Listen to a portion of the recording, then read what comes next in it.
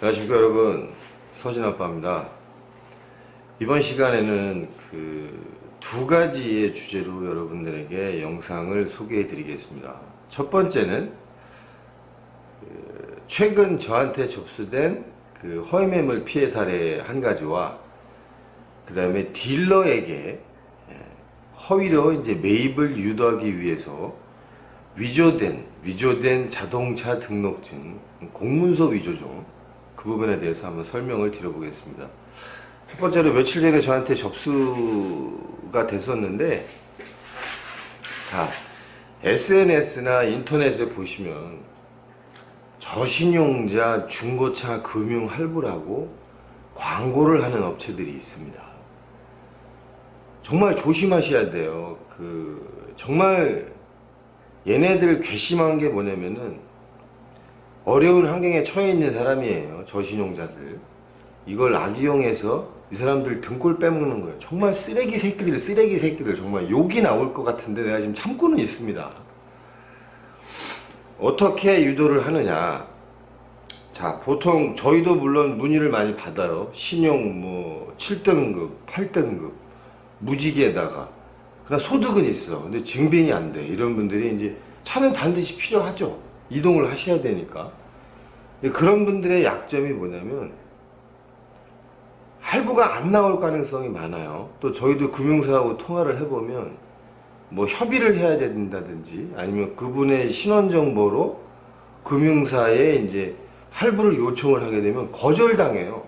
아예 거절당해버려요. 그럼 협의도 안 되는 경우도 있어요. 그런 분들은 아예 나오지 않아요.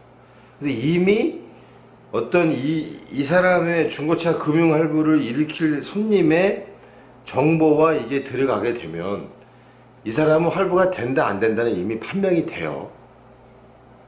자, 이제 손님이 지금같이 신용 등급이 안 좋은 사람들이 그 광고를 하는 친구들한테 이제 의뢰를 하겠죠. 그걸 보고. 그럼 이놈들이 막 얘기를 해 주겠죠. 그리고 지네가하고 연결되어 있는 캐피탈이나 금융사에 조회를 해볼 거예요, 아마. 그럼 이미 이 사람은 된다 안 된다는 결정이 된 거예요. 근데 결정이 되게 되면 이제 그 사람은 그 광고를 하는 업체들한테 이제 일명 낚이게 되는 거죠. 그걸 이용하는 거예요, 이 새끼들이. 전화를 해서 이미 승인 났지만 안 된다라고 얘기를 하죠. 죄송하지만 신용 등급이 낮고 소득이 증빙이 불분명해서 중고차 금융할부가 불가능합니다 라고 얘기를 하죠. 전화를 끊어요. 1시간, 2시간 시간이 흘러요. 다시 전화합니다. 우리가 제휴금융사하고 어렵게 얘기해갖고 승인을 받아줬습니다. 할부가 가능하신데 차를 사시겠습니까? 어떻게 얘기를 하겠죠. 그럼 이 사람은 안 된다라고 믿고 있었는데 할부를 해준다 그러니까 정말 기분이 좋겠죠. 차가 필요한데 당장. 여기서부터 이제 일이 시작이 되는 거예요. 이렇게 해서 손님을 땡겨서 정말 말도 안 되는 쓰레기 차를 시세 650만원짜리 차를 1,300만원에 팔아먹었더라고요. 그것도 어떻게 했느냐. 근데 손님분들도 조심하셔야 될 게 아무리 내가 어려운 상황이라도 어려울수록 더 조심해야 되고 더 여러 꼼꼼하게 자료도 찾아봐야 되는 거예요. 중고차 매매 계약서를 쓰는데 왜 커피숍에서 쓰십니까? 왜 커피숍에서 쓰세요? 매매상사 가서 쓰셔야 돼요. 차를 보고 그 관인계약서, 매매상사 매도계약서에 찍혀있는 관인계약서와 상사 이름하고 확인하셔서 그 상사에서 계약서를 쓰셔야지 왜 커피숍에서 쓰십니까? 그리고 차는 탁송으로 왜 받으세요? 물론 문제없는 업체 거를 혼배송으로 받거나 이러면 상관이 없지만 걔네들을 뭘 믿고 차를 탁송으로 받으시냐고. 정말 제가 그 핸드폰에 녹취한 내용도 있습니다. 참으로 속상하고 꼭 이런 어려운 환경에 처해 있는 사람들 등골을 빼쳐먹어요. 이 새끼들이 정말 화가 납니다. 화가 나.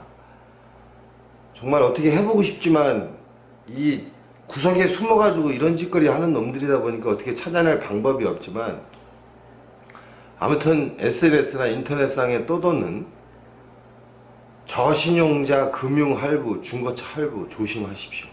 일단 의심하셔야 되고, 자기가 신용이 안 좋으면 일단 뭐 중고차가 꼭 필요하다라면 반드시 확인하신 다음에 이런 피해를 입지 않는 업체를 통해서 구입하시기 바랍니다. 자, 그게 첫 번째 이유고, 두 번째는 저희 딜러, 정상적인 딜러한테 이제 이 허위 딜러 애들이 차를 파는 것만 하는 일을 하는 게 아니라 딜러에게도 사기를 칩니다. 매입에 관련해서. 어제 이제 저희 여기 같은 단지에 있는 옆에 사장님이 저한테 보여주신 건데, 등록증을 하나 가지고 오셨어요.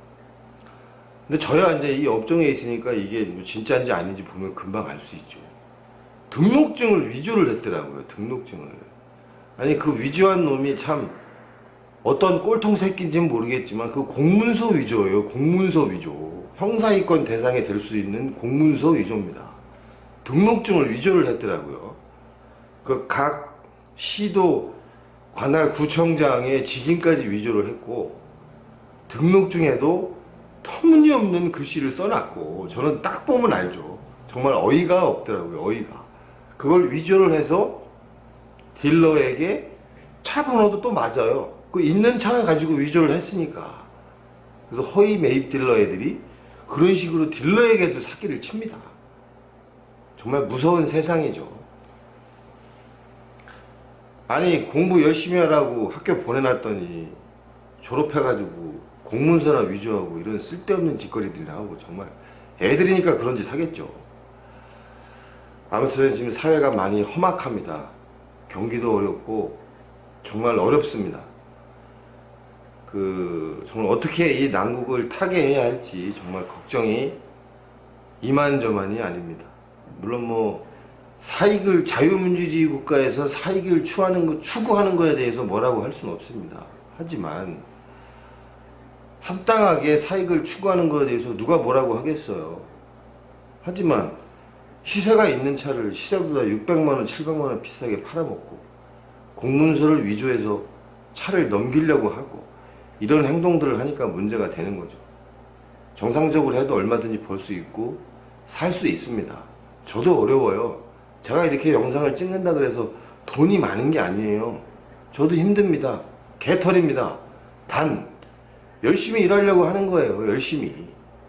정말 이 말도 안 되는 정책국가 우리나라, 정말 말하면 진짜 한도 끝도 없지만 그래도 열심히 살아보려고 노력하는 사람 중에 하나니까 제발 허위 매물 당하지 마시고, 이 급할수록 더 천천히 느긋한 마음을 가지고 잘 확인하시고 꼼꼼히 체크하시고 피해 없으시기를 바랍니다. 자, 또 다음 시간에 좋은 영상으로 여러분들에게 찾아뵙겠습니다. 고맙습니다.